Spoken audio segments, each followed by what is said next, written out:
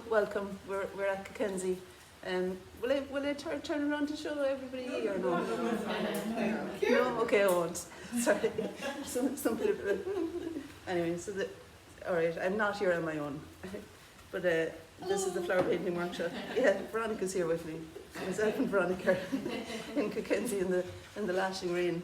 Okay, so I'm painting this lovely setup here, still life setup from Joyce. Thanks, Joyce. What was I saying yesterday? Limbering up and moving, yeah, and just being lively in between each mark. I think there's something about engaging the full physical presence here and feeling like you're not having to produce something right, you know, but the best thing you can do is be as free and easy as you possibly can, and then, you know, the opportunity is there to kind of respond to each time you look, kind of thing. I'm trying to sound clever. That's always a bad thing, isn't it? Okay, so this is dry now, and I think the drier brush gives me there's something kind of nice about using the dry brush. And I think the lines that overshoot are fine, you know. Okay, so the next thing I might actually use a different brush so that I don't get any of that stuff on the yellow sunflower. Can we do the yellow sunflower next, maybe? I was just looking as I walked over there now, there's a bit of yellow. I think that's a cadmium yellow ink. It is cadmium yellow ink, and that might be a good start for the sunflowers. So with the paper towel, I want something that's going to kind of read as being, I think it tips off at the edge every so often. I want something that's going to read as being bright enough underneath. And you can always make it darker, but for now I want to just get into feeling the brightness. And of course you're able to lift off the acrylic. That's kind of satisfying when you can lift off the acrylic. Let's see. Yeah, okay. I feel like I want to put in some of the darker yellow as well. So the sunflowers, when I half close my eyes, and I recommend that you either take your glasses off or half close your eyes as you're looking at the setup, so that you can easily see the darks and lights even within the sunflowers. There's quite a significant difference between, you know, the sunflower over here is much darker really. Maybe you can put a touch of I'm going to stop using the paper towel now because it's going to disintegrate. And there's a box of rags there if you want to use a rag. I forget what I was saying, but I want to make it darker than even that. So I'm going to put in some of the cadmium orange into the brown. So the dark brown that we had before, and the cadmium orange will give me a colour kind of like that. And to me it's good enough for now for describing the shadow in the sunflower. And it will describe the shadow in the sunflower here. You know the Paul Klee quote, to make chance essential, is always playing in the background, so you're always looking for ways of bringing in the element of something different and new, and so keep yourself open and fresh for something new to occur to you.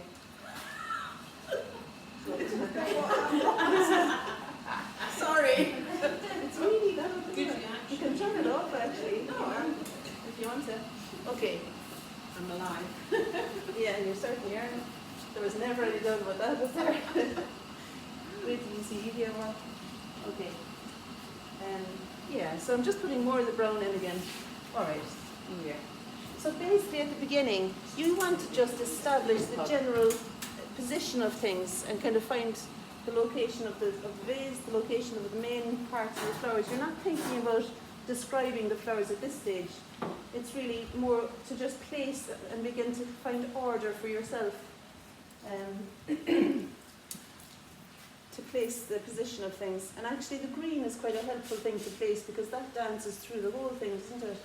So I could put some, this is, I think it's hooker's green, that one. And when you put the hooker's green on its own, it's a bit too green. Because I want it to sit back in the shadows. So the opposite of green is red. And we put those two together. It makes a more, it makes a darker, more muted green that I think will work in here. where the green meets the vase. It's a jug, is it?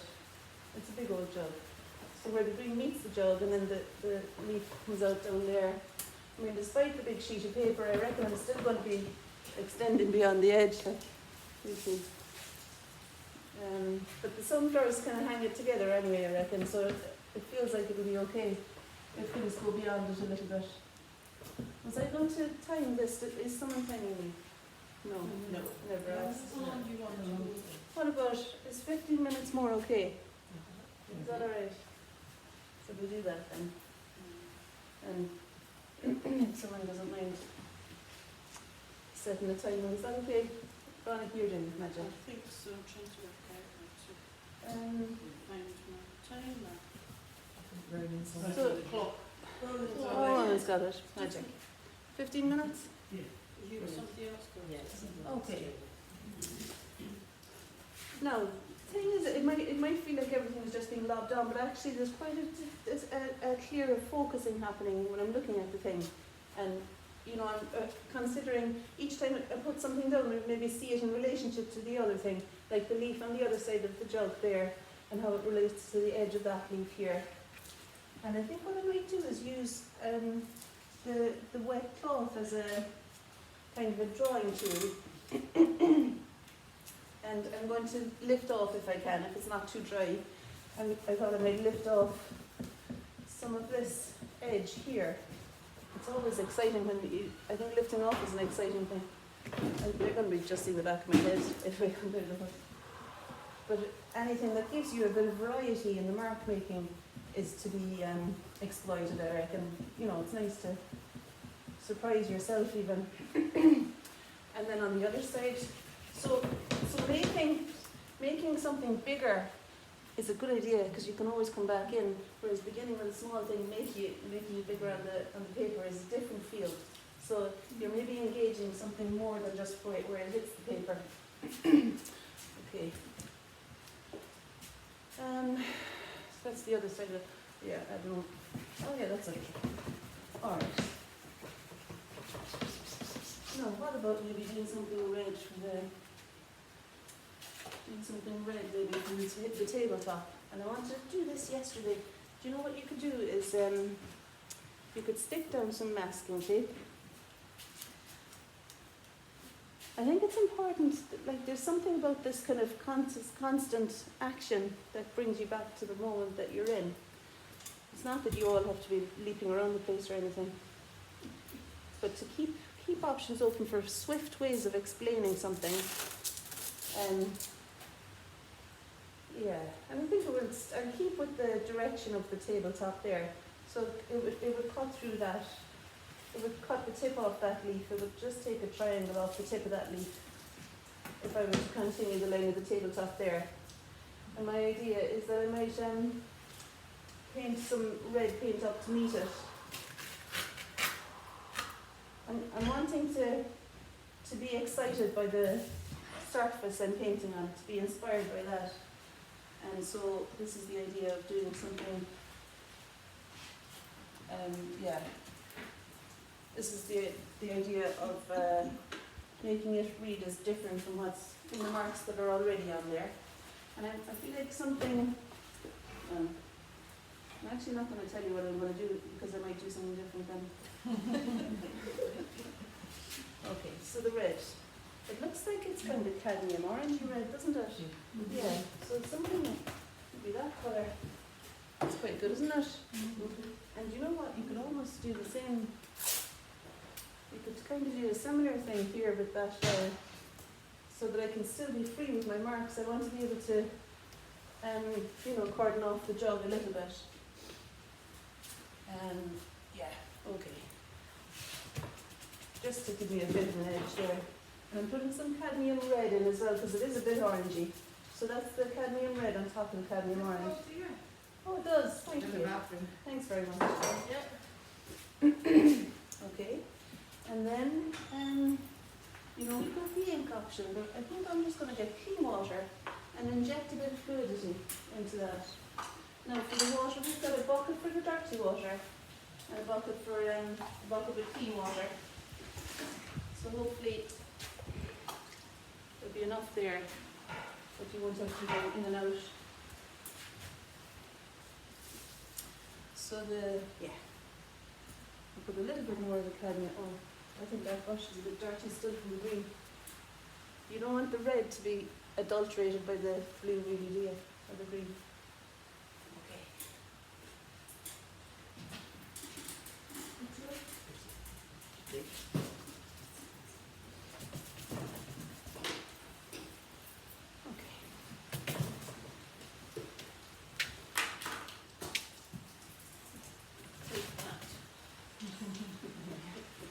It's very satisfying. It is actually. And then there'll be a bit that comes up here. And you know, we clean the room at the end of the week. They're very forgiving here, so don't worry. And I've got a friend coming helping me on Friday, so don't feel inhibited, okay? As if. I know, yeah. As if. Well, some people can feel a bit inhibited. Yeah. Well then, okay. And then there'll be some, you see that kind of colour is there too in the crocosmos sticking up. Let's see. Maybe just tame it down then with something like that. I didn't use any collage yet, did I? After talking about it. I was hanging on to that piece of collage this morning, then you had started that. There's a lesson to me now. I thought it might have worked in, you know, somewhere there. That's It nice. kind of might still there. I want that one too. Yeah.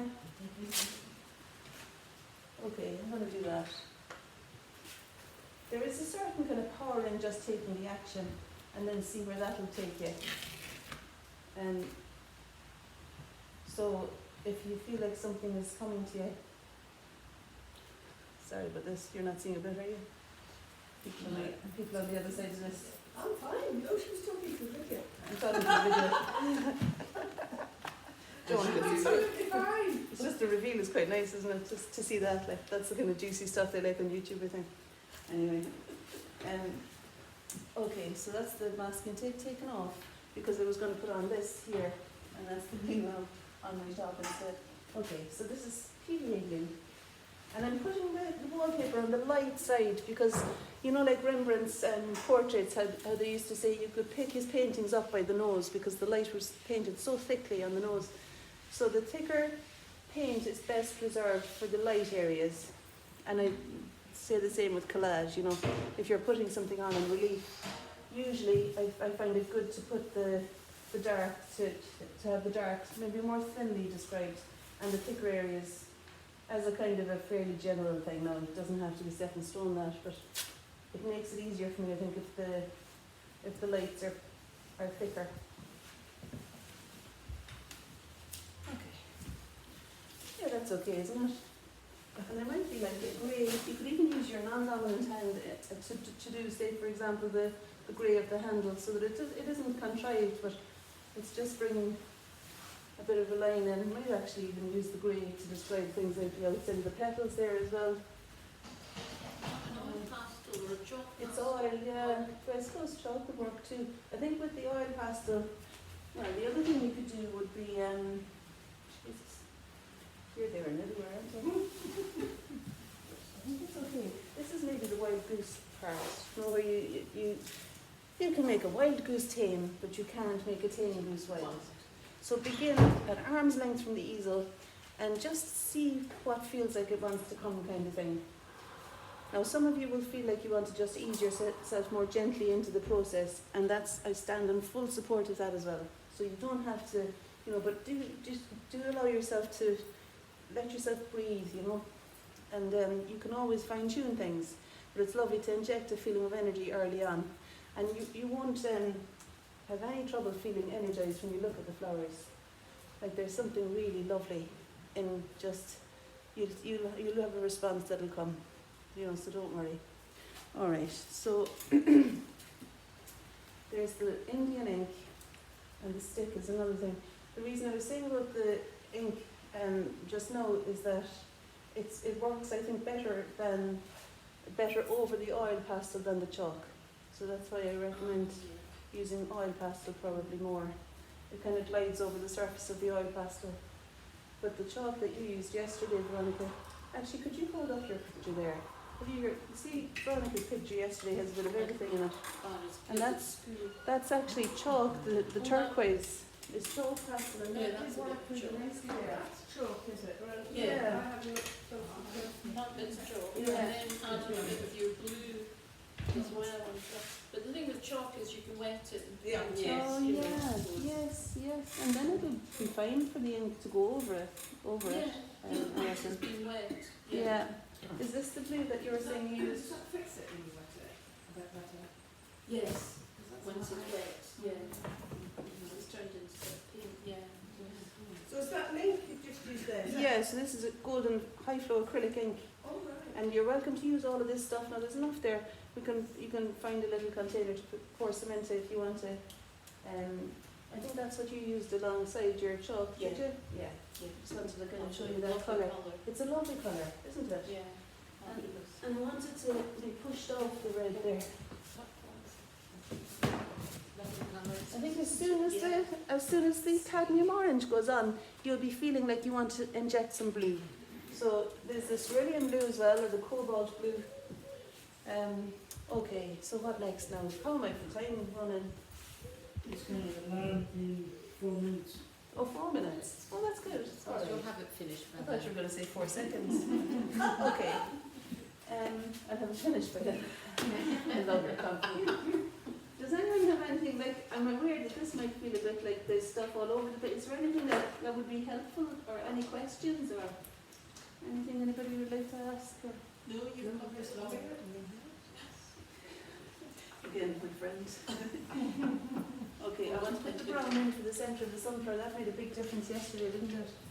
Establishing the centre of that sunflower seems to be an important thing. And even just with the brown on its own, it doesn't have to be a very dark colour early on. Where I did put a bit of ultramarine blue into it though, and that'll give it, see how it takes it from being brown to being a bit more grey. There we are.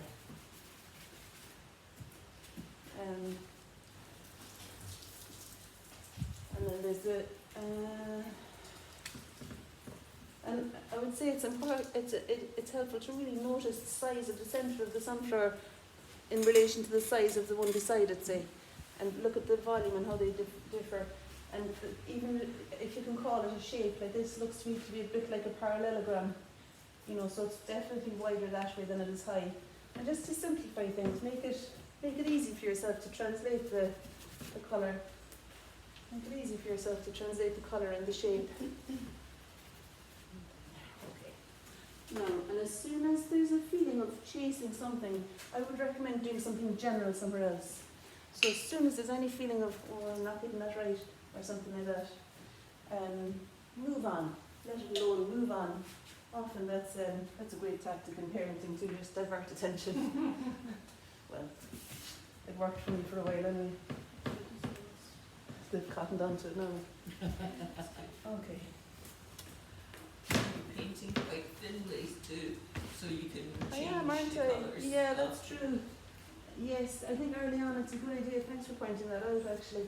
It's a good idea to use the colour quite thinly, so it's really forgiving and you can lift it off and play with it. Like I wanted to bring those closer to each other. So it was easy enough to do that. And then I've got the pink out because I think that pink flower is the thing that's going to help me describe the position of the sunflower. You know, I wanted to kind of push that sunflower down a touch. Yeah, so the pink of that flower was going to be somewhere like there.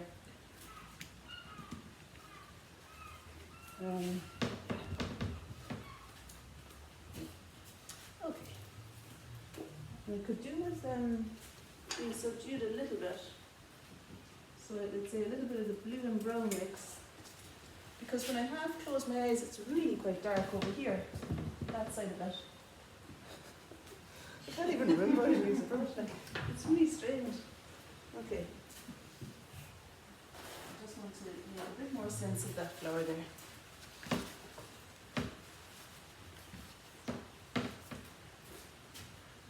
Okay.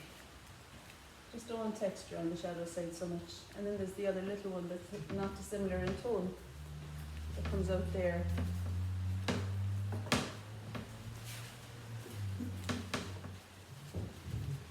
It's just kind of annoying me there for some reason. I think I want to only leave the colour on the light side for now. Never hammered my one. Sorry, I thought it was going to follow. Never hammered my easlet on it. That's what happens when you go back and like that.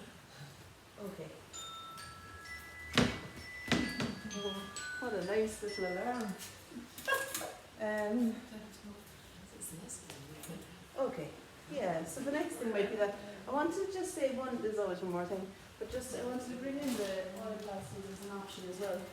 So we've got these lovely, there's a very good white oil plaster that I like to use to define an edge if it needs defining later on. Like for example, actually, if I had left that dark, if I had left it dark there, I could then come in with the white oil plaster because it seems quite light behind. And it'll be an opaque kind of background colour that you can retrieve the edge again. I think this is why I would recommend always erring on the side of making the shape bigger, because there are lots of ways of making it and shaping it again with oil plaster or paint or collage, or even a drawn line might work. So err on the side of expansive rather than tentative. Okay. I'm just kind of starting to have fun now, and I feel like I finally calmed down a small bit, and like this, but it's time for you now to start, isn't it? If there's anyone with any questions? I mean, you could stick the two together like that and have a big sheet, or feel free to work on the half size, you know, that's fine as well. But there's plenty of paper.